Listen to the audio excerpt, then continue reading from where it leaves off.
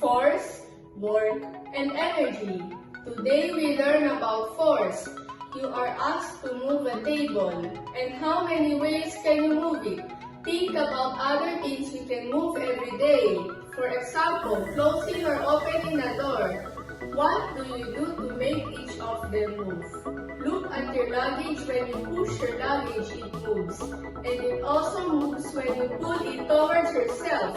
It's simple. To move something, you either push or pull it. A push or a pull is called force. What else can a force do besides moving an object? It can stop a moving object. It can change the shape of an object. And it can also change the direction of a moving object. Now you know what force is. Let's learn about kinds of forces. Friction and gravity. When you push your toy on a carpet, it slows down and stops after some time. The force you act on it is called a force of friction. And now, let's push the toy on the smooth floor. Does it go further? Yes! Because the force of friction is less on the smooth floor.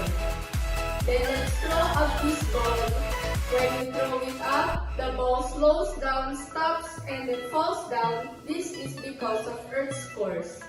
Earth has the power to attract everything towards its center. The force is called gravity. Gravity acts on every object on Earth. That's why when you throw out everything, it comes down. That's all. Thank you for listening.